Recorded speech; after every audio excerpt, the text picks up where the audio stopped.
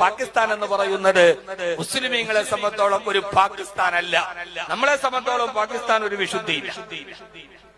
പാകിസ്ഥാൻ എന്നതിന്റെ അർത്ഥം പാകിസ്ഥാനാണ്, വിശുദ്ധ ഭൂമി. ഇന്ത്യൻ മുസ്ലിമീങ്ങൾക്ക് കാശ്മീരിന്റെ സിയാച്ചിൻ മലനിരകളുടെ അതിർത്തികൾക്കപ്പുറത്തേക്ക് പാകിസ്ഥാനിൽ ഒരു വിശുദ്ധ ഭൂമിയുമായി മുസ്ലിമീങ്ങൾക്കില്ല. മുസ്ലിമീങ്ങൾക്ക് ഒരു വിശുദ്ധ ഭൂമിയുണ്ട്.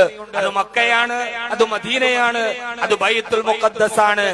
അവിടെ ഭരിക്കുന്നത് പർവേസ് മുഷറഫറായാലും ബേനസീർ ഭൂട്ടോയായാലും സിയാഉൽ ഹഖായാലും അവിടെ ഇമ്രാൻഖാൻ ആയാലും അവർക്കൊക്കെ മുസ്ലിമീങ്ങളുടെ ആലങ്കാരിക നാമം ുണ്ടെങ്കിലും അവരോടൊന്നും ആലങ്കാരികമായോ ആധികാരികമായോ ആദർശപരമായോ ഇന്ത്യൻ മുസൽമാൻ ഒരു ബന്ധമില്ലെന്ന് മാത്രമല്ല, ഇന്ത്യ രാജ്യത്തിന് 100 കോടിയോളം വരുന്ന ജനങ്ങളെ ആണവായുധത്തെ പേടിപ്പിച്ചുകൊണ്ട് പാകിസ്ഥാന്റെ മന്ത്രി പ്രഖ്യാപനം നടത്തുമ്പോ ഇന്ത്യൻ മുസ്ലിമീങ്ങൾക്ക് പറയാനുള്ളത് സയ്യിദ് ആദിൽ ഹുസൈൻ ഷായെ മുൻനിർത്തിക്കൊണ്ട് ഒരിക്കൽ കൂടി ഈ പോകുന്നത് പോലെ ഇന്ത്യ പാകിസ്ഥാൻ യുദ്ധമുണ്ടാവുകയും അതിർത്തി നിലകളിലേക്ക് ഇന്ത്യ രാജ്യത്തിന് അതിർത്തിയെ കാക്കാൻ പൊതുജനങ്ങളെ റിക്രൂട്ട് ചെയ്യപ്പെടുകയും ചെയ്താൽ ഇന്ത്യ രാജ്യത്തിന് അതിർത്തിയെ സ്വന്തം മാതൃരാജ്യത്തിന് കാത്തുവെക്കാൻ വേണ്ടി ഇന്ത്യൻ മുസ്ലിമീങ്ങൾക്ക് ഒരു അവസരം കിട്ടിയാൽ ഇന്ത്യ പാക് യുദ്ധത്തിന്റെ മറുഭാഗത്ത് നിന്ന് പാകിസ്ഥാന്റെ പതാകയും കയ്യിൽ പിടിച്ച് ചന്ദ്രക്കരയുള്ള തൊപ്പിയും കയ്യിൽ വെച്ച് താടിയും വളർത്തി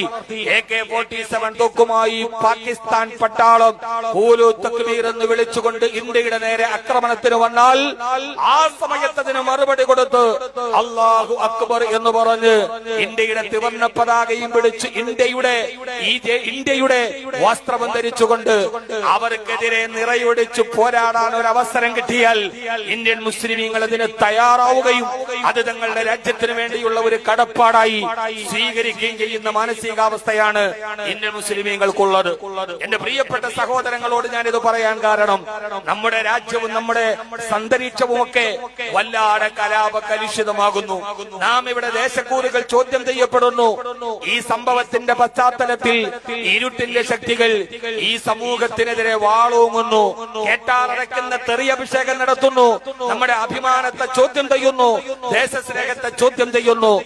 ആ സമയത്ത് ഒരു ഭാഗത്ത് സാമൂഹികപരമായ തകർച്ചകളുടെ നടുവിൽ നിൽക്കുമ്പോഴും മറുഭാഗത്ത് ഗാർഹികമായി സാമൂഹികമായി സാമുദായികമായി ഈ രാഷ്ട്രീയപരമായി വലിയ പ്രയാസങ്ങളിലൂടെ നമ്മൾ നടന്നു പോകുമ്പോഴും